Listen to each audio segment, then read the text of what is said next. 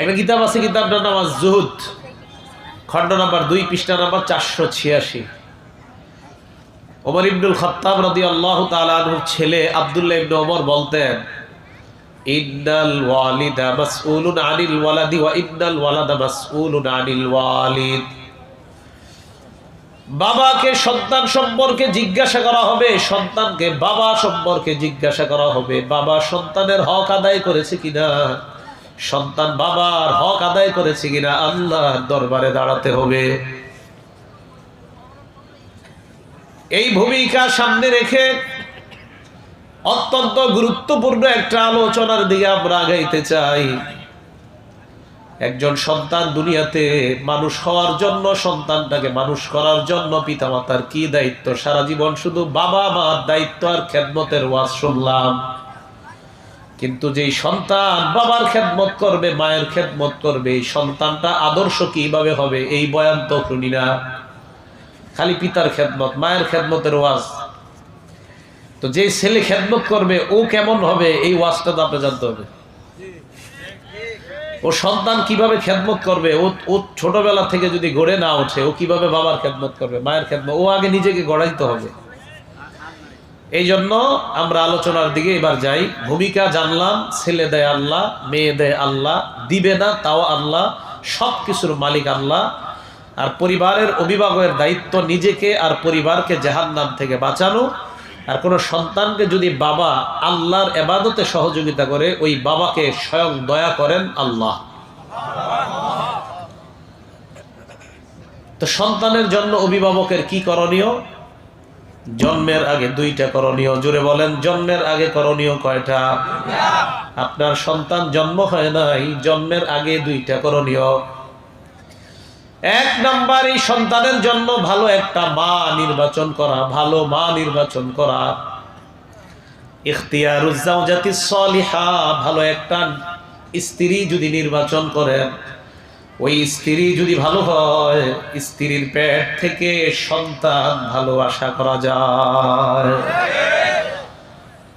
আর যদি সারাক্ষণ TV star জলসা জি বাংলা দেখনেওয়ালা একজন নারীকে আপনি চয়েস করে নেন, সারাদিন চিন্তা চেতনায় থাকবে, আমার ছেলেটা যদি অমুক নায়কের মতো হয়, মেয়েটা যদি অমুক নায়িকার মতো হয়, এইগুলাই বড় হইলে নাস্তিক হয়, কোনো সন্দেহ না। ভালো মা নির্বাচন করা 1 নাম্বার। কি মা? ভালো মা। বুখারী শরীফের 5090 নাম্বার হাদিস। ক্বালা রাসূলুল্লাহ সাল্লাল্লাহু আলাইহি ওয়াসাল্লাম, আল্লাহর নবী বলেন, তুনকাহুল মারআতু লিআরবাঈন, নারী কি বিয়ে করবা 4টা গুণ দেখা। জোরে বলেন তো, নারী কি বিয়ে করবা কয় গুণ দেখা?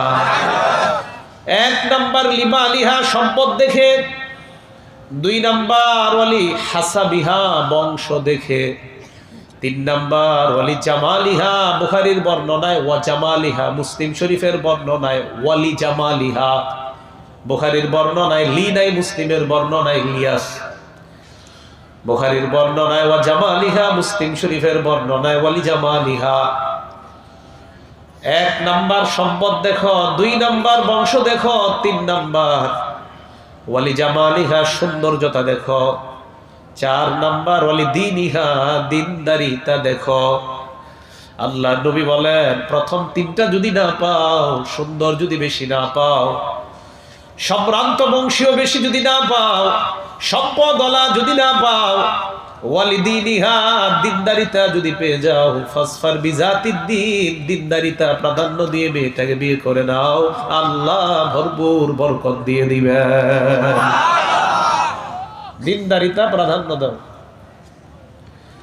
শেষে বলছেন, তালিবাত ইয়াদাক, যদি তুমি দিনদারিতা প্রাধান্য না দাও, তাহলে তোমার 2 হাত ধুলোয় দূষিত হোক, মানে তুমি ধ্বংস হও। বলেন নাউজুবিল্লাহ। 1 নাম্বার বাবার কাজ, সন্তান যে হবে এটার জন্য ভালো মা নির্বাচন করা। 1। 2 নাম্বার, বিয়ে করে ফেলছেন, বিয়ের পর স্বামী স্ত্রী দুজনের কাজ। এবার বুখারী শরীফের 141 নাম্বার হাদিস। ক্বালা রাসূলুল্লাহ সাল্লাল্লাহু আলাইহি ওয়াসাল্লাম, আল্লাহ নবী বলেন, লাউ আন্না আহাদাকুম ইজা আতা আহলাহু, তোমাদের কেউ যখন বিবির কাছে যায়, যাওয়ার পর স্বামী স্ত্রী যদি এমন একটা সম্পর্কে আবদ্ধ হয় যে সম্পর্কের মাধ্যমে দুনিয়ায় সন্তান আসে, তখন স্বামী স্ত্রী উভয়ে পড়বে বিসমিল্লাহি আল্লাহুম্মা জান্নিবনাশ শাইতান ওয়া জান্নিবিশ শাইতানা মা রাযাকতানা। এই দোয়া পড়ার পর নবী বলেন ফাকুদিয়া বাইনাহুমা ওয়ালাদুন, তাদের যদি সন্তান হয় লা ইয়াদুররুহু, শয়তান তাকে কোনো ক্ষতি করতে পারবে না। এটা হলো সন্তান হওয়ার আগে দোয়া পড়া।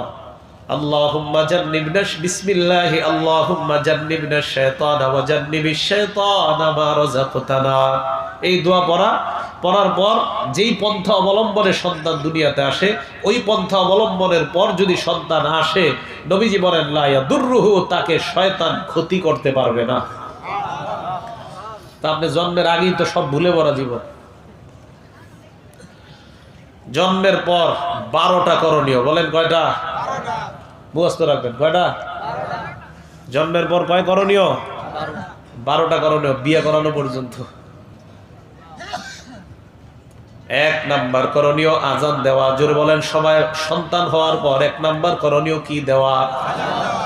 আবু দাউদ শরীফের 5105 নাম্বার হাদিস। নবীর সাহাবা বলেন রাআইতু রাসূলুল্লাহ সাল্লাল্লাহু আলাইহি ওয়াসাল্লাম আযানা ফি উযুনিল হাসান ইবনে আলী রাদিয়াল্লাহু তাআলা আনহুমা, আলী ইবনে আবি তালিব রাদিয়াল্লাহু তাআলা আনহুমা হিনা ওয়ালাদাতহু ফাতিমাতু বিস-সালাহ। নবীকে আমি দেখলাম ফাতেমা যখন তার সন্তান হাসানকে প্রসব করে, নামাজে মুয়াজ্জিন সাহেব যেমন আযান দেয়, আল্লাহ নবীকে আমি দেখলাম হাসানের কানের মধ্যে নামাজের মতো অবিকল নবী আযান দেয়। এখন আমাদের সন্তান হইলে মসজিদের ইমাম আর মুয়াজ্জিনের অপেক্ষায় সন্তানের কানে আর আযানের শব্দ পৌঁছায় না, হুজুরের অপেক্ষা থাকে। পাশে যদি বাবা না থাকেন, পাশে যদি কোনো পুরুষ না থাকে, মহিলা যারা আছেন তাদেরকে আযানের শব্দগুলা শিখায় দিবেন। মহিলারা আযানের শব্দগুলা বাচ্চার ডান কানের মধ্যে বললেই হবে, মহিলা বললেই হবে, পুরুষের অপেক্ষা করে। কবে সমাজ পরিবর্তন হবে? আর মহিলা যারা থাকে পাশে, ওরা আযান দিয়ে দিলে হবে কানে, জোরে না, আবার কানে কানে আল্লাহু আকবার আল্লাহু আকবার বাণীগুলা শোনায় দাও। আযানের শব্দ যখন তার কানে দিয়ে দিবেন, শুরুতেও আল্লাহ, শেষেও দেখেন আল্লাহ। আযানের ছন্দগুলা যদি গণেন, আমার সাথে গণতে পারেন। আল্লাহু আকবার একটা, আল্লাহু আকবার 2টা ছন্দ, আশহাদু আল্লা ইলাহা ইল্লাল্লাহ 3টা, আশহাদু আল্লা ইলাহা ইল্লাল্লাহ 4টা, আশহাদু আন্না মুহাম্মাদার রাসূলুল্লাহ 5টা, আশহাদু আন্না মুহাম্মাদার রাসূলুল্লাহ 6টা, হাইয়া আলাস সালাহ 7টা, হাইয়া আলাস সালাহ 8টা, হাইয়া আলাল ফালাহ 9টা, হাইয়া আলাল ফালাহ 10টা, আল্লাহু আকবার 11, লা ইলাহা ইল্লাল্লাহ 12। ছন্দ হলো 12টা। আর লা ইলাহা ইল্লাল্লাহর অক্ষরগুলা যদি আপনি গণেন, গণার পর দেখবেন 12টা অক্ষর আছে। বাচ্চার কানের মধ্যে আপনি দিয়ে দিলেন, তুমি দুনিয়াতে আসলা, 12 মাস তোমাকে শুরুতেও আল্লাহ, শেষেও আল্লাহর শব্দ তোমাকে শোনায়া দিলাম। 12 মাস আযানের ছন্দ 12টা, লা ইলাহা ইল্লাল্লাহর অক্ষর 12টা। গণেন আজকে, গণলে দেখবেন 12টা। শুধু তাই নয়, পুরা আযানের মধ্যে আল্লাহ শব্দ হিসাব করলে অক্ষর দেখবেন পাবেন 112টা। কটা? 112 নম্বর সূরাটা দেখেন, সূরা ইখলাস। বাচ্চার কানের মধ্যে আপনি জানায়া দিলেন, এমন এক শব্দ তোমাকে দিয়ে দিলাম, 12টা, 112টা অক্ষর আল্লাহ তোমাকে শোনায়া দিলাম। এর মানে হলো 112 নম্বর সূরা হলো সূরা ইখলাস। দুনিয়াতে যতদিন বাঁচবা ইখলাসের সাথে বাঁচবা, আল্লাহর একত্ববাদ স্বীকার করে নিবা। সূরা ইখলাস 112 নম্বর সূরা দেখবেন, সূরা ইখলাস। আর আযানের মধ্যে আল্লাহ শব্দের অক্ষরগুলা, ভিন্ন ভিন্ন অক্ষরগুলা হিসাব করবেন, দেখবেন 112টাই হয়। হ্যাঁ হবে 112টাই, আপনি আজকে গণেন।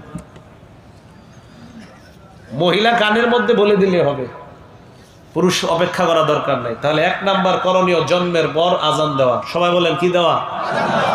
আযান দেওয়া। আজকের আলোচনাটা খতিব সাহেব যারা আছেন আপনারা তো জানেন। এরপরে এই আলোচনাটা জুমার মধ্যে প্রত্যেকটা মানুষের কানে কানে একদম ধরে ধরে শিখিয়ে দিবেন। সমাজের মধ্যে একটা বাচ্চা শুরু থেকে যেন ভালোভাবে বেড়ে উঠতে পারে, সব মুসল্লিদেরকে এটা খাওয়ায়া দিবেন যে এইগুলা জেনে রাখবেন। এক নাম্বার আজান দেওয়া, মনে থাকবে তো? 2 নাম্বার বলেন তাহনিক, সবাই বলেন তাহনিক, আমার সাথে বলেন তাহনিক। তাহনিক কাকে বলে? তাহনিক বলা হয় কোন আল্লাহওয়ালার মুখের মধ্যে খেজুর দিবেন, দেওয়ার পর উনি খেজুর চাবাবে, এরপর কি করবে? হ্যাঁ হ্যাঁ, কারে দিবে? বাচ্চার। হ্যাঁ, এই জানাটা আমাদের ভুল আছে। প্রথমে খেজুর দিবে না, খেজুর চাবানোর পর খেজুরের যে থুতুটা মুখে তৈরি হবে ওই থুতুটা বাচ্চাকে প্রথম দিবে, এটাই হাদিস। পরে দিবে খেজুর। এই জায়গায় আমাদের একটু ঝামেলা আছে। হ্যাঁ, বুখারী শরীফের 3909 নম্বর হাদিস, স্পষ্ট বর্ণনা। রাসূল করিম সাল্লাল্লাহু আলাইহি সাল্লাম ওনার সাহাবা আবু বকর সিদ্দিকের মেয়ে আসমা রাদিয়াল্লাহু তাআলা আনহা, এই আসমার স্বামীর নাম জুবায়ের। মদিনায় মুসলমানরা আসার পর মুসলমানদের দীর্ঘদিন সন্তান হয় না, উল্টা মুসলমানদের খালি জ্বর হয়, রোগ হয়। ইহুদি খ্রিস্টান বেঈমানরা বলা বলি করতে লাগলো, মুসলমানরা অশুভ যত লক্ষণ নিয়ে মদিনায় আসছে, বলেন নাউজুবিল্লাহ। মুসলমানদের কোনো সন্তান হয় না কেন? নিশ্চয় এগুলা খারাপ জাতি। আবু বকর সিদ্দিকের কন্যা আসমা রাদিয়াল্লাহু তাআলা আনহা বলেন, হামালাত বি আব্দুল্লাহ ইবনে জুবায়ের, উনি বলেন আমি আমার সন্তান আব্দুল্লাহকে যখন পেটের মধ্যে ধারণ করলাম, হিজরত করে রওনা করলাম মদিনার দিকে, ওয়া আনা মুতিম্মুন, আমি মদিনায় যখন রওনা করলাম তখন আমি সন্তান সম্ভবা, যে কোনো সময় আমার সন্তান হতে পারে। পেটের মধ্যে সন্তান নিয়ে আমি রওনা করলাম মদিনায়। যাইতে যাইতে আতাইতুল মাদিনাতে, আমি মদিনায় চলে আসলাম। ফালাম্মা নাযালতু কুবা, আমি যখন কুবা নামক স্থানে অবতরণ করলাম, ওয়ালাদতুহু বিকুবা, আমি আমার সন্তান কুবা নামক এলাকায় প্রসব করলাম। মদিনার সাহাবারা আমার সন্তানকে এইভাবে কোলের মধ্যে নিয়ে মিছিল করা শুরু করে দেয়, কারণ এতদিন বলছে মুসলমানদের নাকি সন্তান হয় না। ভালো করে মনে রাখবেন, মুসলমানরা মদিনায় হিজরত করে যাওয়ার পর যেই সন্তানটা দুনিয়াতে সর্বপ্রথম আসছে তিনি হলেন আসমার ছেলে আব্দুল্লাহ ইবনে জুবায়ের, যাকে হাজ্জাজ বিন ইউসুফ হত্যা করেছিল। এই আব্দুল্লাহ ইবনে জুবায়ের মদিনায় যাওয়ার পর মুসলমানের সর্বপ্রথম সন্তান, মনে থাকবে তো? মদিনায় যাওয়ার পর মুসলমানের সর্বপ্রথম সন্তান আব্দুল্লাহ ইবনে জুবায়ের। আবু বকর সিদ্দিকের কন্যা আসমা, আসমার স্বামীর নাম জুবায়ের, আর ওনাদের ছেলের নাম আব্দুল্লাহ। আব্দুল্লাহ ইবনে জুবায়েরকে নিয়ে আল্লাহ নবীর কাছে গেলাম। নবীজির কাছে যাওয়ার পর ওয়াদাতুহু ফি হাজরিহি, আল্লাহ নবীর কোলের মধ্যে ছেলেটাকে দিয়ে দিলাম। চিল্লায় বলেন আল্লাহু আকবার। নবীজির কোলে দিস। নবীজি কি করলেন দেখেন, কোলে দেওয়ার পর দাবি তামরাতিন, আল্লাহ নবী খেজুর চেয়ে আনলেন। আনার পর ফামাদগাহা, আল্লাহ নবী খেজুরটা চাবাইলেন। মনে রাখবেন, খেজুর চাবাইছে। চাবানোর পর সুম্মা তাফালা ফি ফিহি, সুম্মা তাফালা ফি ফিহি, প্রথম ফি হরফে জর, পরের ফি মানে আব্দুল্লাহ ইবনে জুবায়েরের মুখ। প্রথম ফিটা ইংলিশে টু টু টু, আর গোয়িং টু ঢাকা, এই টু টু এর মতো ফিটা। এই প্রথম ফি মানে হলো আপনার মধ্যে, আর দ্বিতীয় ফি মানে মুখে। সুম্মা তাফালা, আল্লাহ রাসূল থুতু দিয়ে দিলেন ফি ফিহি, আব্দুল্লাহ ইবনে জুবায়েরের মুখে থুতু দিলেন। হাদিসের মধ্যে বর্ণনা হয় ফাকানা আউয়াল শাইইন দাখালা বাতনা আব্দুল্লাহ ইবনে জুবায়ের রিকু রাসূলিল্লাহ, সর্বপ্রথম আব্দুল্লাহ ইবনে জুবায়েরের মুখে অন্য কোনো জিনিস যায় নাই, আল্লাহর নবীর থুতু মুবারক তার পেটের মধ্যে চলে যায়। এই জন্য মনে রাখবেন, আপনার সন্তানের পেটের মধ্যে যেন কোনো আল্লাহওয়ালার সর্বপ্রথম থুতু যায়। এই আমল কবে করবেন আর বলেন? আপনার সন্তানের পেটের মধ্যে যেন কোনো আল্লাহওয়ালার থুতু সর্বপ্রথম যায়। আরে নবী যদি স্বপ্নে আইসা একবার ওনার থুতু মুখে দিয়ে দিতেন, কামিয়াব। নবী থুতু দেওয়ার পর এবার আসেন দ্বিতীয় আমল। আল্লাহ নবী ওই যে খেজুর চাবাইলেন, এবার একটু খেজুর দেখেন কোন জায়গায়, আব্দুল্লাহ ইবনে জুবায়েরের মুখের ভিতরের এই তালুর মধ্যে লাগায় দিলেন। মনে রাখবেন, তালুতে। তাহলে খেজুরের থুতুটা দিবে প্রথম, এরপরে সামান্য একটু খেজুরের বাচ্চা তো যতটুকু হয় এই তালুতে এইভাবে লাগাই দিবে, বাস বাচ্চা চুইতে চুইতে আস্তে আস্তে নিয়ে নিবি। মনে থাকবে না কথাটা? এইটা হলো আমল। আব্দুল্লাহ ইবনে জুবায়েরের পেটে নবীর থুতু গেছে সর্বপ্রথম। কি আজীব কথা, আল্লাহর নবীর থুতু কোনো সন্তানের পেটে প্রথম যাওয়া, এটা তো সাধারণ কথা না। বুখারী শরীফের 5467 নম্বর হাদিস, আবু মুসা রাদিয়াল্লাহু তাআলা আনহু বর্ণনা, তিনি বলেন উলিদালি ওয়ালাদুন, আমার সন্তান হয়, হওয়ার পর ফাতাইতু বিহিন নাবিয়্যা সাল্লাল্লাহু আলাইহি ওয়াসাল্লাম, আমি আমার সন্তান নিয়ে আল্লাহ নবীর কাছে গেলাম। নবীর কাছে যাওয়ার পর নবীজি খেজুর চিবাইলেন, থুতু দিলেন আর আমার সন্তানের মুখের মধ্যে খেজুর দিয়ে দিলেন। এরপর সাম্মাহু ইব্রাহিম, আল্লাহ নবী আমার সন্তানের নাম রেখে দেয় ইব্রাহিম। তাহলে হাদিস দ্বারা বুঝলাম আমরা সন্তান জন্মের পর 2 নাম্বার কাজ হলো তাহনিক করা। ওলামায়ে কেরাম থামেন, তাহনিক জানি কারে কয়? হ্যাঁ, তাহনিক জানি কারে কয়? হ্যাঁ চাওয়া না, না প্রথমে থুতু, এরপরে হালকা একটু খেজুর লাগে। হ্যাঁ হ্যাঁ, সাধারণটা বলতে হবে, তাহলে এটাকে বলা হয় তাহনিক। মনে থাকবে তো? তাহনিক। খেজুর না পাইলে মিষ্টি, বাকি মিষ্টির চেয়ে খেজুরই ভালো, এটা মাথায় রাখবেন। এ হলো 2 নাম্বার। 3 নাম্বার, যে বাচ্চা হবে ওই বাচ্চারা দেখার পর তার জন্য দোয়া করবো। আমরা যারাই দেখবো তার জন্য কি করা? দোয়া করা। আবু দাউদের 5106 নম্বর হাদিস,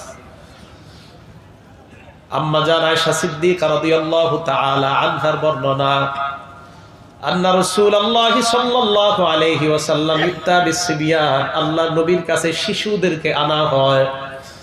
আপনারা আপনাদের শিশুদেরকে বিভিন্ন এলাকার মাদ্রাসায় নিয়ে যাবেন। এই যে এটা দাওরা হাদিস মাদ্রাসা, আশেপাশে আরো যত মাদ্রাসা আছে ওই মাদ্রাসায় সন্তান নিয়ে যাবেন। দেওয়ার পর মুহতামিম সাহেবের কোলের মধ্যে দিবেন।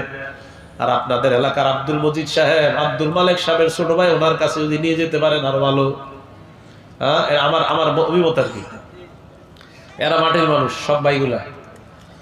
নিয়ে যাওয়ার পর বলবেন, হুজুর সন্তান নিয়ে আসলেন, দোয়া করে দেন। আল্লাহর নবী কোলে নিতেন, নেওয়ার পর দাআলাহুম বিল বারাকা, নবীর কোলে যত শিশু রাখতেন আল্লাহর নবী ওই শিশুর ভবিষ্যতে বরকতের জন্য দোয়া করে দিতেন। এই জন্য আলেমদের কোলে নিয়ে দিবেন, একটু দোয়া করে দেন, তো বরকতের দোয়া করে দিবেন। এটা হলো বাচ্চাকে দেখলে আমরা বাচ্চার জন্য কি করব? দোয়া করব। আরেকটা কাজ, বাচ্চার বাবা যিনি, বাবারে দেখা হইলে অভিবাদন জানাইবেন। বাবা যিনি, বাবাকে। আইয়ুব আস-সুখতিয়ানি কানা ইযা হান্না রাজুলান বিল মাউলুদ, উনি যখন কোন সন্তানের বাবাকে দেখতেন, দেখার পর বলতেন বারাকাল্লাহু আলাইকা, বলেন আমার সাথে, বারাকাল্লাহ আলাইকা ওয়া আলা উম্মতি মুহাম্মাদিন সাল্লাল্লাহু আলাইহি ওয়াসাল্লাম। আল্লাহ, বলেন আল্লাহ তোমার সন্তানের মাধ্যমে তোমাকে বরকতময় বানাক, মুহাম্মদ সাল্লাল্লাহু আলাইহি ওয়াসাল্লামের উম্মতকে বরকতময় বানাক। এই দোয়া করবেন। বাচ্চার বাবাকে দেখে বলবেন, তোমার যেই সন্তান আল্লাহ দিলেন এই সন্তানকে তোমার পরিবারের বরকতের কারণ বানান। শুধু তাই নয়, আল্লাহর নবীর যত উম্মত দুনিয়াতে আছে তাদের জন্য বরকতের কারণ যেন তোমার সন্তান হয়ে যায়। তাহলে 3 নাম্বার কাজ, আমরা যারা দর্শক সন্তানটা দেখবো, আমাদের জন্য উচিত হলো বাবার জন্য দোয়া করা, সন্তানের জন্য দোয়া করা, সন্তানের মায়ের জন্য দোয়া করা। 4 নাম্বার কাজ আকিকা করা। বলেন কি করা? আকিকা। আবার কেমন আকিকা করবেন? 1 নাম্বার, কত দিনে আকিকা করবেন? এই প্রশ্নের জবাব 2টা। 1 নাম্বার জবাব হলো 7ম দিনে আকিকা করবেন। জোরে বলেন কয় নাম্বার দিনে?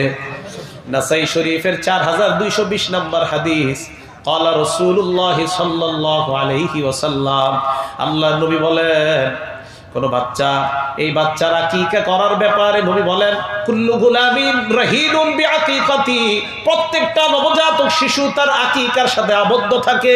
আপনারা বুড়ারা যারা এখন আকিকা করেন নাই, করে দিবেন। হ্যাঁ, এখনো মুরব্বী হয়ে গেছেন, আকিকা হয় নাই, করে দিয়ে আকিকা। নবীজি বললেন, প্রত্যেক সন্তান তার আকিকার সাথে আবদ্ধ থাকে। তুসবাহু আনহু ইয়াওমা সাবিহি, 7ম দিনে তার আকিকা করবে। ওয়া ইখলাকু রাসুহু, 7ম দিনে তার মাথার চুলগুলা মুন্ডন করবে।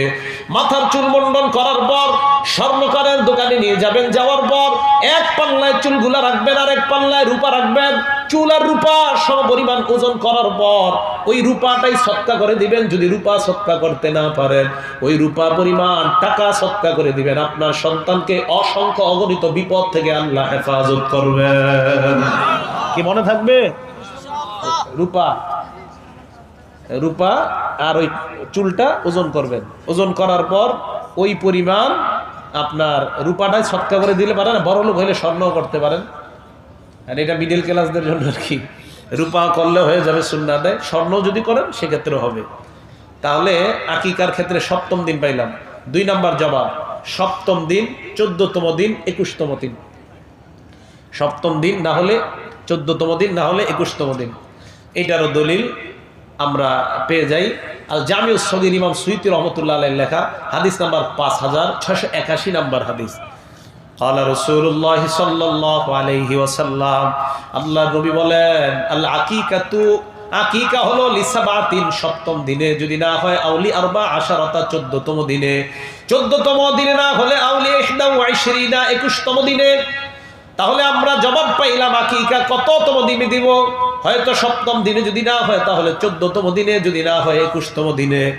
আর যদি ওই দিনও না পারেন, এখন যাদের বয়স 20-25 হয়ে গেছে তারাও দিয়ে নিবেন, যদি আকিকা করে না থাকেন। আকিকা করে না থাকলে করে নিবেন। এবার আসেন পশু কেমন হবে?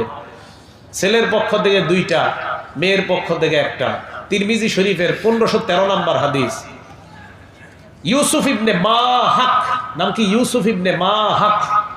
উনি হাফসা বিনতে আব্দুর রহমানের কাছে গেছে।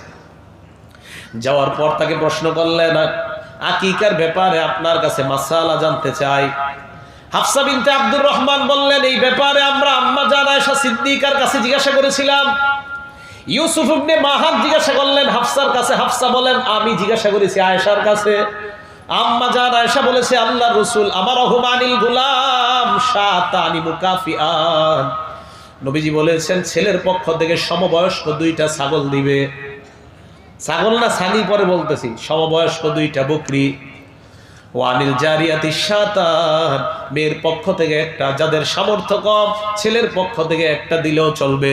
তিরমিজি শরীফের 1514 নাম্বার হাদিসে আছে, আক্কা রাসূলুল্লাহ সাল্লাল্লাহু আলাইহি ওয়াসাল্লাম বিল হাসান বিশাত, আল্লাহর নবী হযরতে হাসানের আকিকা দিছে 1টা বকরি দিয়া। তাহলে ছেলে হইলে যদি আপনি দেখেন অবস্থা খারাপ, 1 বকরি দিয়ে আকিকা দিলেও হয়ে যাবে, আদায় হয়ে যাবে। তিরমিজির 1516 নাম্বার বর্ণনা, আল্লাহ নবী বলেন, মাআল গুলামি আকিকা, দুনিয়ায় যত সন্তান জন্মগ্রহণ করে প্রত্যেকের একটা আকিকা থাকে। ফাহারিকু আনহুল আযা, ফাহারিকু আনহু দামা, তার পক্ষ থেকে রক্ত প্রবাহিত করো, মানে পশু জবাই করো। ওয়া আমিতু আনহুল আযা, এবং তার থেকে কষ্টদায়ক জিনিসগুলা সরায়া দাও, নাভি কাটো আর মাথার চুলগুলা, এই কষ্টদায়ক বিষয়গুলা সরায়া দাও। এবার প্রশ্ন হলো, হুজুর ছেলে পশু দিয়ে আকিকা দিব নাকি মেয়ে পশু? ছাগল না ছাগি, বকরা না বকরি? তিরমিজি শরীফের 1517 নাম্বার বর্ণনা, আল্লাহর নবী বলেন, লা ইয়াদুররুকুম যুকরানান কুননা আম ইনাসা, তোমরা পশু জবাই করার ক্ষেত্রে পশুটাকে ছেলে না মেয়ে এটা দেখা দরকার নাই। ছাগল ছেলে হোক মেয়ে হোক জবাই করে দাও, আল্লাহ তার পক্ষ থেকে আকিকা আদায় করে নিবেন। হ্যাঁ, কয় কি যে ছেলে ছাগল হইতে হয়, ছেলের জন্য মেয়ের জন্য মেয়ে? ভুল। ছেলের জন্য ছেলে মেয়ে যেই বকরি দেন, ছাগল ছাগি যেটা দেন, আকিকা আদায় হয়ে যাবে। মনে থাকবে তো কথাটা? এ হলো আকিকা। 4 নাম্বার কাজ আকিকা করা। 5 নাম্বার কাজ সুন্দর নাম রাখা। বলেন 5 নাম্বার কি কাজ? সুন্দর নাম রাখা, সুলটু বল্টু এগুলা না রাখা, সুন্দর নাম রাখা। শুআবুল ঈমান, ইমাম বাইহাকী রহমতুল্লাহ আলাইহি, এগুলা শোনেন আপনারা নাম? তো এই নামগুলা বেশি বেশি শোনেন। কত নায়ক নায়িকাগো নামই তো শোনেন, একটু ইমামগো নামও শোনেন। ইমাম বাইহাকী, কিতাবের নাম শুআবুল ঈমান, খণ্ড নম্বর 11, পৃষ্ঠা নম্বর 133 নম্বর পৃষ্ঠা একটা হাদিস আনছেন উনি। আব্দুল্লাহ ইবনে আব্বাস রাদিয়াল্লাহু তাআলা আনহুমার বর্ণনা, তিনি বলেন, আল্লাহ রাসূলকে প্রশ্ন করলাম, ইয়া রাসূলুল্লাহ, কদ আলিমনা হাক্কাল ওয়ালিদি ওয়া মা হাক্কুল ওয়ালাদি ইয়া রাসূলুল্লাহ, ইয়া রাসূলুল্লাহ, আমরা বাবার অধিকার সম্পর্কে জানি, সন্তানের অধিকার কি একটু জানা দেন। আল্লাহ নবী বললেন, যার সন্তান হয় ফালইহসিন ইসমাহু, সে যেন তার সন্তানের সুন্দর একটা নাম রাখে। সন্তানের নাম, বাবা সুন্দর নাম রাখে, এটা সন্তানের অধিকার। কোন বাবা যদি তার সন্তানের নাম অনিসলামিক নাম রাখে, বাবা তার সন্তানের অধিকার ক্ষুণ্ণ করে। বাবা যদি তার সন্তানের নাম কোনো নায়ক নায়িকা গায়ক গায়িকার সাথে মিলাইয়া উল্টা পাল্টা নাম রেখে দেয়, ওই বাবাকে কিয়ামতের ময়দানে সন্তানের অধিকার নষ্ট করার জন্য আল্লাহর আদালতে দাঁড় করানো হবে। আপনি কি নাম রাখেন এগুলো? হ্যাঁ, সন্তানের আন্দাজি মান্দাজি একটা নাম রেখে দেন, এটা সন্তানের অধিকার নষ্ট করলেন। আমি আপনাদেরকে হাত পায়ে ধরে বলি, কথাটা মন দিয়ে উপলব্ধি করার চেষ্টা করেন। সন্তানের উল্টা পাল্টা নাম যদি রাখেন, সন্তানের অধিকার আপনি নষ্ট করছেন। সন্তানের সুন্দর নাম রাখা এটা সন্তানের অধিকার, পিতার কাছ থেকে অধিকার সন্তান পাও না। এটা হলো 5 নাম্বার। 6 নাম্বার, তরবিয়ত শিক্ষা দেওয়া। জোরে বলেন, কি শিক্ষা দেওয়া? এবার একটু বাড়ায় আমার সাথে বলেন, বলেন ইমানি তরবিয়ত। বলেন আরো জোরে বলেন, ইমানি তরবিয়ত। মা সন্তানের পাশে বসে সাহাবাদের গল্প পড়ে শোনাবে, বাবা সন্তানের পাশে বসে সাহাবাদের গল্প শোনাবে। শিশু নবী কেমন ছিলেন এই গল্প শোনাবে। সন্তানের পাশে বৈশা বাচ্চাদের সাথে আমার নবী কেমন আচরণ করতেন, বাচ্চাকে এইগুলা শোনাবে। সন্তানকে বলা, শোনো তোমাকে একটা গল্প শোনাই। আনাস নামে ছোট্ট একজন মানুষ ছিল, মানে নবীর সাহাবা আনাস। এই আনাসকে আল্লাহ নবী বলছে, আনাস অমুক জায়গায় যাও। আল্লাহ নবী ওই আনাসকে পাঠানোর পর নবী আর অনেকক্ষণ তালাশ করে পায় না। ছোট্ট ছেলে আনাস। আল্লাহ নবী তালাশ করতে করতে যায়, যাওয়ার পর দেখে বাচ্চা দাঁড়ায় দাঁড়ায় খেলা দেখতেছে। কি দেখতেছে? নবীজি সামনে গিয়ে দাঁড়াইছে, তারপর আনাস পিছনের তাকায় দেখেন নবীজি দাঁড়ায় রয়েছে। সুবহানাল্লাহ। নবীজি বললেন, কি ব্যাপার, আরো দেখবা? মানে নবীজি বাচ্চারে বলতেছে, যদি আরো দেখো, দেখতে পারো। ছোট মানুষ তো, আমি শুধু দেখতে চাইলাম তুমি আসো কিনা, নাকি হারিয়ে গেছো। আনাস বলেন, 10 বছর নবীর খেদমত করলাম, কোনদিন নবী আমাকে বলে নাই এটা কেন করেছো আর এটা কেন করো নাই, এই জাতীয় প্রশ্ন কোনদিন নবী বলে নাই। বাচ্চাদেরকে শিশুদের গল্প শোনান। 6 নাম্বার, ইমানি তরবিয়ত শিক্ষা দেওয়া। কষ্টে বুকটা ফেটে যায়, চোখ দিয়ে রক্ত আসতে চায়, বাচ্চাকে মা নিয়ে টিভি দেখে। বাচ্চা কোলে বসাইয়া, ওই মা সন্তানটাকে কোলে বসায় টেলিভিশনের দিকে তাকায়। ছোটবেলা থেকে বাচ্চাটাকে আপনি কোন দিকে আপনার চোখটা দিতেছেন? মারা, আমার ওয়াজ যদি আপনারা শুনে থাকেন একটু ভাবেন, ছোট্ট অবস্থা থেকে আপনার সন্তানের চোখটা আপনি কোন দিকে নিলেন? সন্তানের চোখটা আপনি কোন দিকে নিলেন ছোটবেলা থেকে? এখন তো টেলিভিশন নামক গজব সবার ঘরে না থাকলেও মোবাইল নামক গজব ধার্মিক আর অধার্মিক সবার ঘরে ঢুকে গেছে। কি ধার্মিক আর কি অধার্মিক বলবেন? সন্তানের জন্য মোবাইল হারাম। আমি আরিফ বিন হাবিব বলছি, আমার ছেলে মেয়ে মোবাইল দেখে না, নিষেধ। বাসায় সন্তানদের সামনে মোবাইল চালানো নিষেধ, টোটাল নিষেধ। আমিও চালাই না, আমার বিবিও কেউ চালায় না। সন্তানের সামনে মোবাইল চালানো নিষেধ, আমি বলছি আপনাদেরকে, নিষেধ। আমার ছেলের সামনে মোবাইল দিবেন, আসার মেরে ভেঙে ফেলবে। মানে ওরে ওরে ওটা এটা যে শিখছে আমি খুব খুশি। যা পায় সামনে সব আসার মারে। মোবাইল দিবেন, মোবাইলও আসার মারে। মারো বাবা, যত পারো ভালো, সব ভাইয়া ভালো, মোবাইলের আসক্তি যত না হয়। হ্যাঁ, ছেলে ভবিষ্যতে কি হবে আমি জানি না। আমার চ্যালেঞ্জ এটা, যে আমার চ্যালেঞ্জ হবে এটা ছোটবেলা থেকে মোবাইলের আসক্তি যেন না হয়। বিবি, আমার পরিবার সবাইকে বলে দিছি, আমার ভাই বোন সবাইকে বলছি, আমার সন্তান আপনাদের সাথে বসলে যদি মোবাইল দেখানোর লাগে, সন্তান বসার পর আপনাদের সাথে সম্পর্ক ছিন্ন করতে আমি পিছ পাবো না। আমি বলে দিছি। হ্যাঁ, আমি মোবাইলের ব্যাপারে তো কঠোর। কি ধার্মিক বলবেন, অধার্মিক বলবেন, সবার ঘরে এই গজব ঢুকছে। বাচ্চাদেরকে কার্টুন না দেখাইলে নাকি খানা খায় না। আমার ছেলে কি খানা না খায় বেঁচে রয়েছে? ফাইজলামি কথা কন না। বাচ্চাকে মোবাইল না দেখাইলে খানা খায় না, বরং এটা কয় না যে বাচ্চারে মোবাইল দেখাইলে তাড়াতাড়ি খায়, আমার টেলিভিশনটা দেখায় একটু সুবিধা হয়। এটা বলেন, বাচ্চা 1 ঘন্টা 2 ঘন্টা খাইতে লাগুক, 2 ঘন্টায় খানা খাওয়ান, তারপরেও মোবাইল সামনে আনবেন না। যতক্ষণ মন চায় অতক্ষণ খানা খাওয়ান। ছোটবেলায় মারা হাজারো কাজ করতো দুনিয়ার, বাচ্চাকে 1 লোকমা দিয়া আবার আরেক কাজ করে, আবার রান্না করে, 10 মিনিট পরে আরেক লোকমা দেয়। আমরা বড় হই নাই মনে হয়, পড়াশোনা করি নাই। 6 নাম্বার, ইমানি তরবিয়ত শিক্ষা দেওয়া বাচ্চাকে। আমি আপনাদেরকে বলছি, মায়া করে এই মোবাইল নামক গজব থেকে সন্তানকে সরান। আপনার সন্তান গোল্ড হবে, স্বর্ণ হবে। এটা থেকে সরান সন্তানকে। আমি বলছি তো, সন্তান স্বর্ণ হবে। 6 নাম্বার, ইমানি তরবিয়ত শিক্ষা দেওয়া। ইমানি তরবিয়তের মধ্যে শ্রেষ্ঠ তরবিয়তের নাম হলো নামাজ। কি বলেন সবাই? আবু দাউদ শরীফের 495 নম্বর হাদিস। আল্লাহ নবী বলেন, মুরু আওলাদাকুম বিসসালাত, তোমরা তোমাদের সন্তানদেরকে নামাজের আদেশ করো। হুম আবনাউ সাবঈ সিনিন, তাদের বয়স যখন 7। কত? জোরে বলেন কত? এবার আমি আপনাদেরকে বলি, আমরা সবাই বলবো, আমরা আমাদের সন্তানদেরকে নামাজের আদেশ করব, তাদের বয়স কত হলে জোরে বলেন? নবী বলেন ওয়াদরিবুহুম আলাইহা ওয়া হুম আমরাউ আশারি সিনিন, যদি নামাজ পড়তে না চায় 10 বছর বয়সে হালকা মারো। 10 বছর বয়সে যদি নামাজের কথা শুনতে না চায় হালকা প্রহার করো, মৃদু আঘাত করো, এই বেদ দেখাও, নামাজ না গেলে কিন্তু প্রহার করা হবে। নবীজি 3 নাম্বার একটা গুরুত্বপূর্ণ কথা বলছে হাদিসে, ওয়াফাররিকু বাইনাহুম ফিল মাদাজি, তোমার সন্তান 2-3টা হলে, বয়স 10-এর কাছাকাছি হলে তাদের বিছানা আলাদা করে দাও। এক বিছানায় যদিও সন্তান 2টা থাকে, ল্যাপ আলাদা দাও, কম্বল আলাদা দাও, কাঁথা আলাদা দাও, এক কাঁথার নিচে 2 সন্তান যেন না ঘুমায়। উম্মতের প্রতি আমার নবী কতটা দরদ। 2 ছেলে এক কাঁথার নিচে না, 2 ছেলে এক কম্বলের নিচে না, বয়স যখন 7-এর উপর হবে আস্তে আস্তে ছেলের মেয়ের আলাদা বিছানা করে দেন, 2 ছেলেরও বিছানা আলাদা, অথবা এক খাটে শোনো আলাদা আলাদা বিছানা, মাঝখানে কোলবালিশ রাখা, কাঁথা আলাদা, ল্যাপ আলাদা। এটা আমার রাসূলের শিক্ষা, এটা ইসলামের শিক্ষা।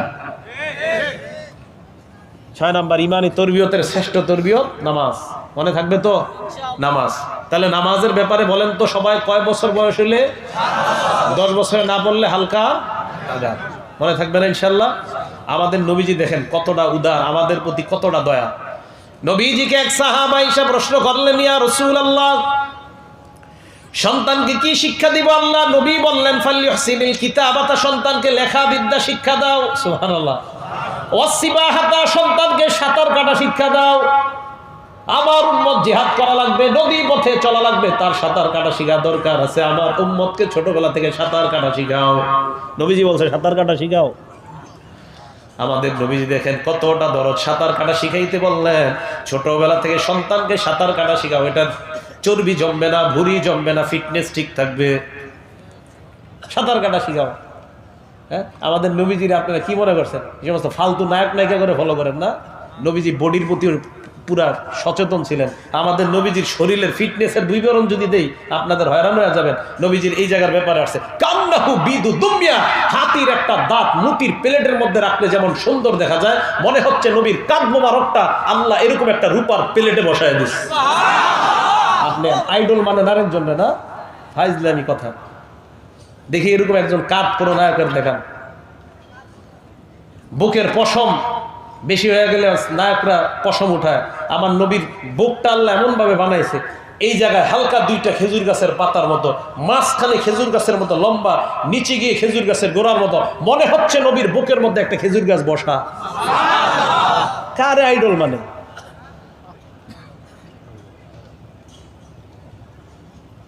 নবীজি বললেন সন্তানদেরকে লেখা শিখাও, বা সিবাহাতা, সাঁতার কাটা শিখাও। এটা নবীজি আরেকটা বলছে 3 নাম্বার, ওয়ার রমিয়া, তীর চালানো শিখাও। এই যুগে তীর চালানো না, আরেকটা চালানো শিখানো দরকার। যাই হোক, তীর চালানো, কি চালানো? তীর চালানো। তো এই যুগে তীরের ব্যাখ্যা অন্যটা হবে, ব্যাখ্যা অন্য সময় চুপে চুপে জেনে নিয়েন। যাই হোক, তো তীর চালানো শিখাও সন্তানকে। নবীজি সাল্লাল্লাহু আলাইহি সাল্লাম বলে দিলেন 6 নাম্বার ইমানি তরবিয়ত। ইমানি তরবিয়তের শ্রেষ্ঠ তরবিয়ত নামাজ। এরপরে আর অনেকগুলো শিক্ষার কথা নবীজি বললেন। সূরা তাহরিমের 6 নাম্বার আয়াতের ব্যাখ্যায় হযরতে আলী রাদিয়াল্লাহু তাআলা আনহু বলেন, তুমি তোমাকে বাঁচাও, তোমার পরিবারকে জাহান্নাম থেকে বাঁচাও। এই আয়াতের ব্যাখ্যা আলী বলেন, এই আয়াতের ব্যাখ্যা 2টা। 1 নাম্বার আল্লিমুহুম, তাদেরকে ধর্মীয় শিক্ষা দাও। 2 নাম্বার আদ্দিবুহুম, তাদেরকে আদব শিক্ষা দাও। ছোটবেলা থেকে তাদেরকে আদবি বানাও, মুআদ্দাব বানাও, বড় হলে যেন তারা বেয়াদব না হয়। তাদেরকে ছোটবেলা থেকে শিক্ষিত বানানোর চেষ্টা করো। তাহলে 6 নাম্বার করণীয়, সন্তানকে সুস্থ তরবিয়ত শিক্ষা দেওয়া। 7 নাম্বার করণীয়, সন্তানের ধর্মীয় শিক্ষার প্রতি গুরুত্ব দেওয়া। জোরে বলেন, কি শিক্ষার প্রতি? আরো জোরে। কোন শিক্ষা? সন্তানের ধর্মীয় শিক্ষার প্রতি গুরুত্ব দেওয়া। ধর্মীয় শিক্ষার মধ্যে সর্বশ্রেষ্ঠ শিক্ষার নাম হলো কোরআন। বলেন তো সর্বশ্রেষ্ঠ ধর্মীয় শিক্ষার নাম কি? কোরআন। বলেন তো আমার সাথে, আল হামদু। অর্থ কি? কার? এবার আমার সাথে বলেন আলহামদু। যদি আলহামদুর জায়গায় কেউ আলহামদু করে তাহলে অর্থ হয়ে যায় চিরা খেতাবালি সব আল্লাহ। তাহলে বিশুদ্ধ উচ্চারণে কোরআন শিখা কতটা দরকার? বলেন আমার সাথে, কুল হুয়াল্লাহ। অর্থ হলো বলো আল্লাহ এক। অর্থ কি বলেন সবাই? কফ দিয়া কুল হু আল্লাহ, কেউ যদি কাফ দিয়া বলে কুল হু আল্লাহ মানে খাও আল্লাহ এক। কেউ কফের জায়গায় কাফ কইলে খাও, কাফের জায়গায় কফ কইলে বলো, আলহামদুর জায়গায় হামদু বললে সিরা খেতা বালিশ, আর হামদু বললে প্রশংসা আল্লাহ। তাহলে বলেন তো কোরআন শিক্ষা সুশুদ্ধভাবে শিখার জন্য ওস্তাদের প্রয়োজন আছে না নাই? নাকি খালি মোবাইলে উস্তাদ বানাইবেন? একদম বিপদে পড়বেন। বুখারী শরীফের 5027 নম্বর হাদিস, নবী বলেন খায়রুকুম মান তাআল্লামাল কুরআনা ওয়া আল্লামা, তোমাদের মধ্যে সর্বোত্তম ওই ব্যক্তি যে কোরআন শিখে এবং অন্যকে শিখায়। শাইখুল হাদিস আল্লামা আজিজুল হক রহমাতুল্লাহি আলাইহি উত্তরা, আমি যখন মাদানী নিসাবে পড়াশোনা করি, প্রথম বর্ষে পড়ি, আজিজুল হক রহমাতুল্লাহি আলাইহি সেই জায়গায় মাদ্রাসায় বয়ান করার জন্য যায়।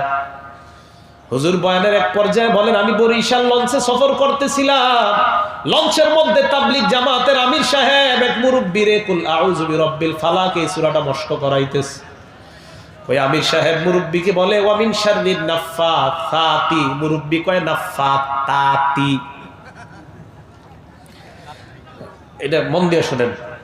হুজুর বলেন আমি আবার ঘুরতে ঘুরতে 1 ঘন্টা পরে আসলাম, আসার পর দেখি আলেম আমির সাহেব ওই মুরব্বিকে বলতেছে নাফাসাতি, মুরব্বি কয় নাফাতাতি, মুখ দিয়ে আসতেছে না। হুজুর বলেন প্রায় 2 ঘন্টার কাছাকাছি শুধু একটা শব্দ প্র্যাকটিস করাইছে নাফাতাতি। আমি আবার প্রায় 2 ঘন্টার কাছাকাছি আবার ঘুরে ঘুরে আসলাম, আসার পর দেখি ওই বুড়ার মুখ দিয়ে বের হয়ে গিয়েছে ওয়া মিন শাররিন নাফাসাত, নাফাসাত বের হয়ে গেছে। 2 ঘন্টায় এক শব্দ হতে পারে, এটার কারণে বেটা জান্নাতে যাবে। নাফাসাত কি মাদ্রাসা শিক্ষা দরকার আছে? ছোটবেলা থেকে মাদ্রাসা দিয়ে দেন। তিরমিজি শরীফের 2091 নম্বর হাদিস, ক্বালা রাসূলুল্লাহ সাল্লাল্লাহু আলাইহি ওয়াসাল্লাম, আল্লাহর নবী বলেন তাআল্লামুল কুরআন ওয়াল ফারাইদ, অথবা তাআল্লামুল ফারাইদ ওয়াল কুরআন, কোরআন শিখো তোমরা, ফরজ বিদ্যাগুলো শিখো। এই জায়গার কয়জন হুজুর ফরজ পারেন? নামাজের ফরজ পারেন, নামাজ ভঙ্গের কারণ পারেন, ওযু ভঙ্গের কারণ কয়জনে পারেন? এই জায়গায় এমন শ্রোতা আছে যারা 100টা মাহফিলে গেছে কিন্তু ওযু ভাঙ্গার 60টি কারণ বলতে পারবে না। হ্যাঁ, 100 মাহফিলে গেছে, নামাজ ভঙ্গের 19টা কারণ বলতে পারে না। লজ্জা শরম নাই আপনার? মক্তবের বাচ্চা দ্বারা মাইকের সামনে 2 রাকাত নামাজের 60টা মাসালা শোনা দেয়, আপনি 2 রাকাত মাসালা 2 রাকাত নামাজের 2টাও পারেন না। মক্তবের বাচ্চা 2 রাকাত নামাজের 60টা মাসালা শোনায়, আপনি শরম করে না যে মক্তবের বাচ্চা এটি শোনায়?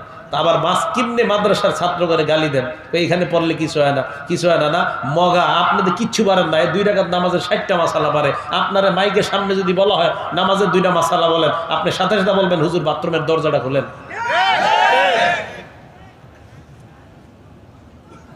তো নবীজি বললেন তাআল্লামুল ফারাইজ, ফরজ বিদ্যা শিখো, আল কোরআন, কোরআন শিখো, ফাইন্নী মাকবুজ, আমি থাকবো না চিরকাল, তোমরা শিখো। 7 নম্বর, তাহলে ধর্মীয় শিক্ষার প্রতি গুরুত্ব দেওয়া, আল্লাহ তৌফিক দান করেন। 8 নম্বরটা মন দিয়ে শোনেন সবাই। 4 ছেলে মেয়ে আছে, 5 ছেলে মেয়ে, 10 ছেলে মেয়ে, বাবা জীবিত থাকা অবস্থায় যদি ছেলে মেয়েদের মাঝে সম্পদ বন্টন করে দিতে চান, তাহলে ছেলেকে যা দিবেন মেয়েকেও তা দেওয়া লাগবে। এই জায়গায় অর্ধেক দেওয়া যাবে না। মাসালা বুঝছেন? বাবা বেঁচে থাকতে যদি সন্তানদের মাঝে সম্পদ দিতে চান, ছেলের যা দিবেন মেয়েরও তা দেওয়া লাগবে। বাবা মারা যাওয়ার পর সম্পদ বন্টন হলে ছেলের অর্ধেক পায় মেয়ে, কিন্তু জীবিত থাকতে যদি সম্পদ বন্টন করেন সমান সমান দেওয়া লাগবে। কি আপনারা বুঝেন নাই মনে হয়? হ্যাঁ, বোনের ছেলে মেয়ে উভয়ের সমান দিতে হইব যদি জীবিত থাকতে সম্পদ বন্টন করেন। দলিল দেন মুসলিম শরীফের 4077 নম্বর হাদিস। হাদিসের নাম্বার গুলা আহলে হাদিসরা যে হাদিসের নাম্বার ফলো করে ওইগুলা, কারণ এরা আবার মোবাইল খুলে গুলা দেখে, বুঝছেন? এমনি পারুক আর না পারুক, খালি দেখবো যে মিলে কিনা।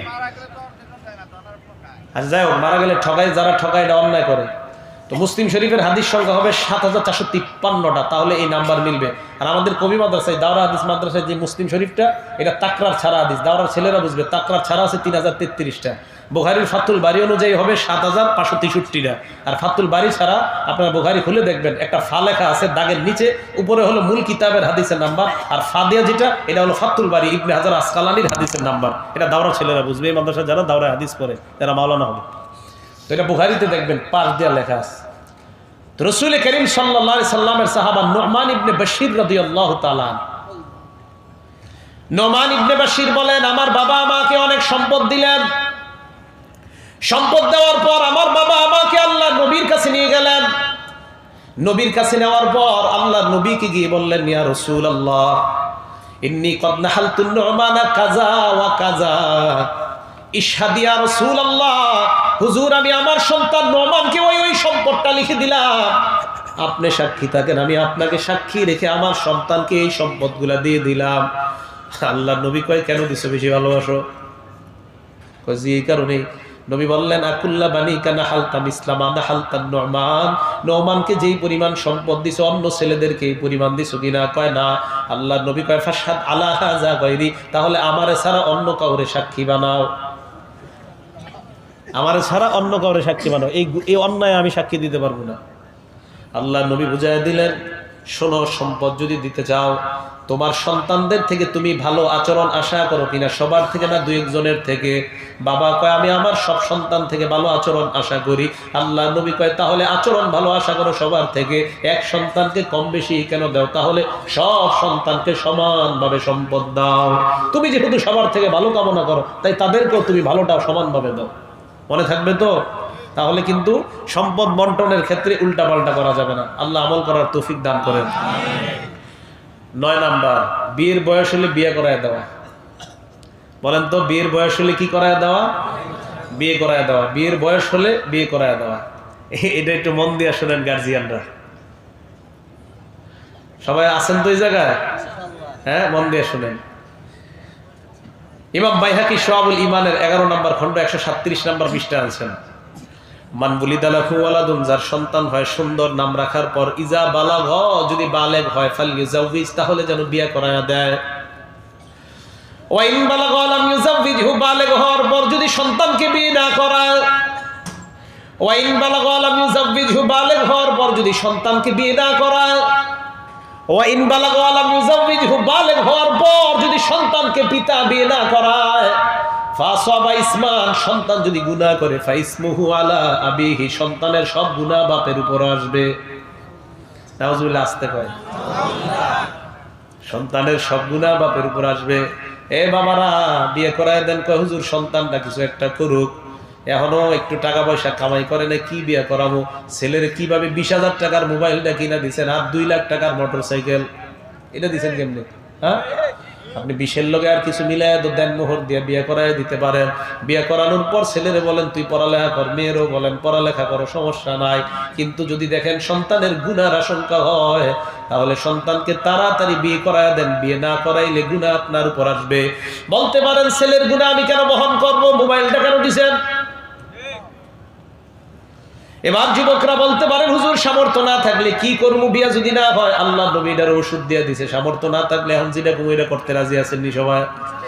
নবীজি বলেন, তোমাদের মধ্যে যারা সামর্থ্যবান তারা বিয়ে করবা।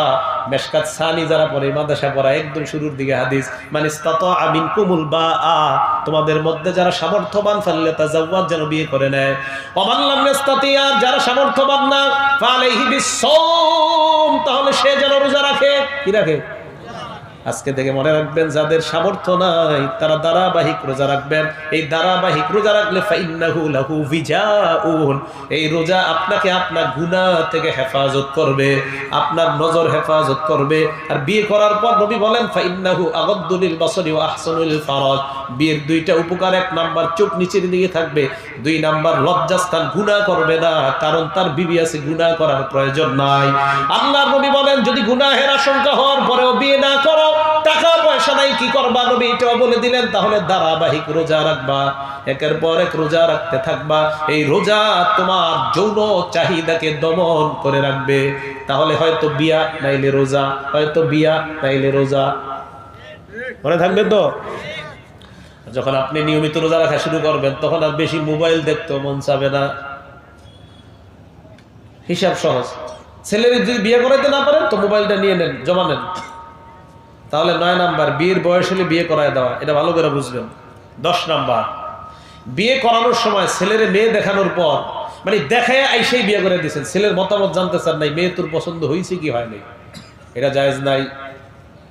তেমনি ভাবে আপনি মেয়ের জন্য একটা ছেলে ঠিক করছেন, করার পর মেয়েকে ছেলের ব্যাপারে জানানোর পর এবার বললেন মা তাহলে আমরা বিয়ার প্রস্তুতি শুরু করে দেই। মেয়ে হা না কিছু বলে নাই, এটা অন্যায়, এটা নাজায়েজ। মুসনাদ আহমদের 6 নম্বর খণ্ড 316 নম্বর পৃষ্ঠা। এক মেয়ে আসছে আয়েশা সিদ্দিকার কাছে, আসার পর বলে আম্মা জান, আমার বাবা আমার চাচাতো ভাইয়ের সাথে আমাকে জোর করে বিয়ে দিয়ে দিয়েছে, ওয়ানা কারিহা, আমার এই বিয়েতে সম্মতি ছিল না। আমার বাবা আমার চাচাতো ভাইয়ের সাথে আমাকে বিয়ে দিয়ে দিয়েছে, এই বিয়েতে আমার সম্মত ছিল না। সমাজের মধ্যে এই জাতীয় ঘটনা হয় কি হয় না? আমার সম্মতি ছিল না, আমার বাবা আমাকে বিয়ে করায় দিছে। আয়েশা সিদ্দিকা কয় বসো, হাত্তা ইয়াতিয়া রাসূলুল্লাহ, নবী আয়েশা এই মামলার বিচার করবে।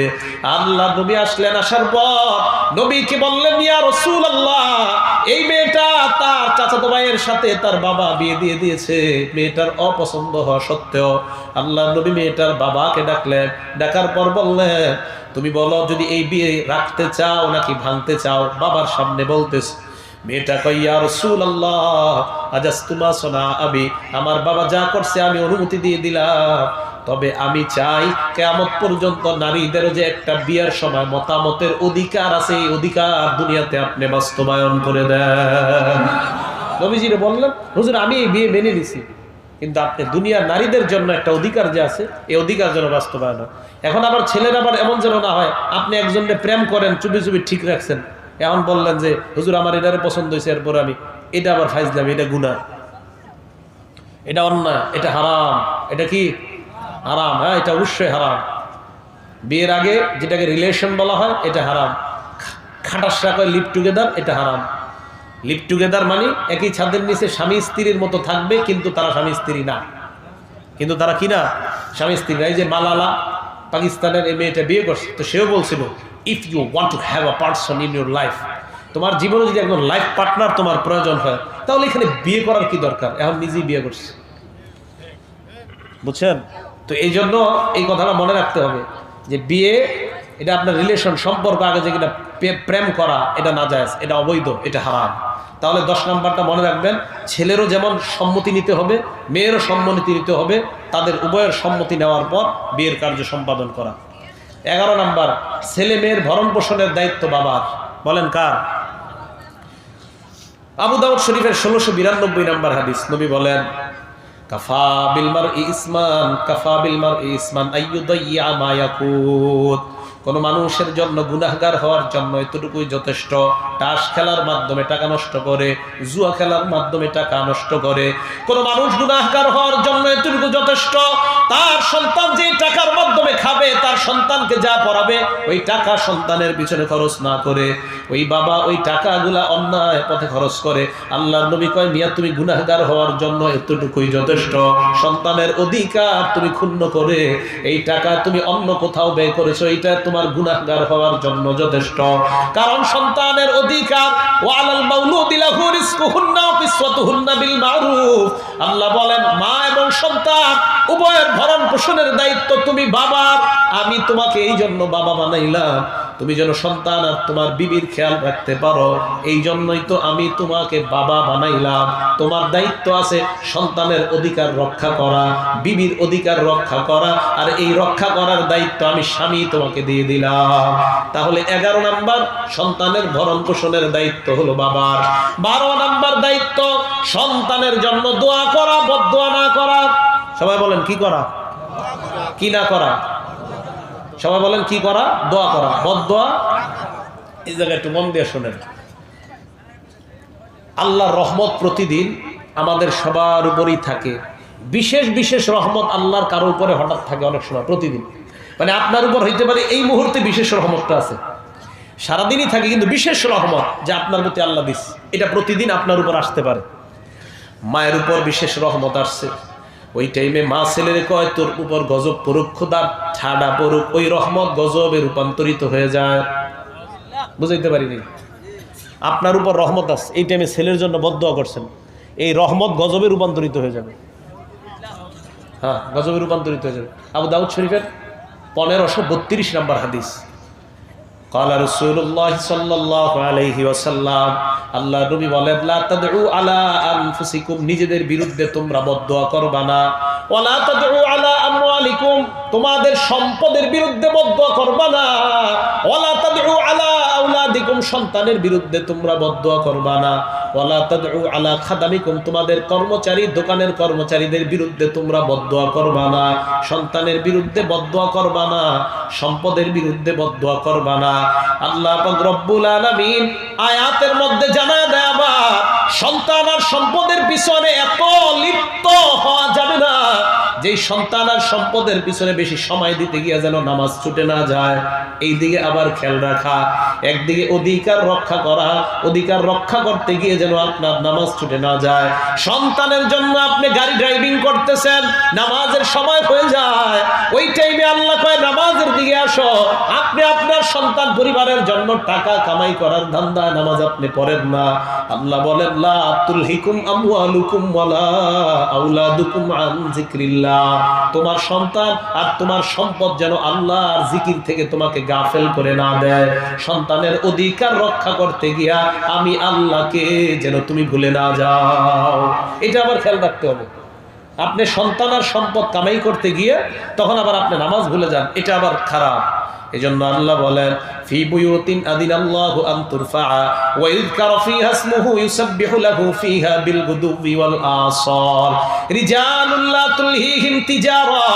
এক শ্রেণী মানুষের প্রশংসা করে আল্লাহ বলেন, হে জয়না বাজারের ব্যবসায়ী ভাই, লা তুলহিহিম তিজারা, আল্লাহ বলেন তাদের ব্যবসা তাদেরকে গাফেল করে দেয় না, তাদের ব্যবসা তাদেরকে আল্লাহর জিকির থেকে সরায়া দেয় না, তাদের ব্যবসা তাদেরকে আমি আল্লাহ থেকে ভুলায়া দেয় না। তাহলে মনে রাখবেন, ব্যবসা করেন কাদের জন্য? ছেলে মেয়ের জন্যই তো। এই ছেলে মেয়ে আর ব্যবসা যেন আপনাকে আল্লাহ থেকে ভুলায়া না দেয়। কি বুঝতে পারলাম? সন্তান আর সম্পদের অধিকার রক্ষা করা আপনার দায়িত্ব, আবার এই অধিকার রক্ষা করতে গিয়া আমার আল্লাহকে যেন আমরা ভুলে না যাই। কথাগুলো মনে থাকবে তো? তাহলে বলেন তো, জন্মের পর কয়টা অধিকার? কয়টা অধিকার? 12টা। শেষ নাম্বারটা হলো সন্তানের জন্য দোয়া করা। সম্পদের জন্য দোয়া করবেন, সন্তানের জন্য দোয়া করবেন। সম্পদের জন্য দোয়া করা এটা নাজায়েজ না। বলেন তো, সম্পদের জন্য দোয়া করা কি না? এটা নাজায়েজ না। না, এটা নাজায়েজ না, এটা জায়েজ আছে। নবীজি সাল্লাল্লাহু আলাইহি সাল্লাম উনিও দোয়া করেছেন। তিরমিজি শরীফের হাদিস 3499 নম্বর হাদিস। নবীজি বলেন, আল্লাহুম্মা ইন্নী আসআলুকাল হুদা ওয়াত তুকা ওয়াল আফাফা ওয়াল গিনা। গিনা মানে হলো বড় লোক হওয়া। আল্লাহ, আমি তোমার কাছে টাকা পয়সাও চাই, এটা জায়েজ আছে। তো বলতেছিলাম, টাকা পয়সা, সন্তান আর সম্পদ এটা তো রক্ষা করা আপনার দায়িত্ব। রক্ষা করতে গিয়ে আল্লাহকে যেন ভুলে না যাই। আল্লাহ পাক রব্বুল আলামিন আমাদের সকলকে সন্তানকে আদর্শ সন্তান হিসাবে প্রতিষ্ঠিত করে, যেন তখন আমরা বাবা আর মা হিসাবে সন্তানের খেদমত পেতে পারি। আল্লাহ আমাদের সকলকে এমন সন্তান যেন আমরা গড়তে পারি। আল্লাহ তৌফিক দান করেন, আমিন।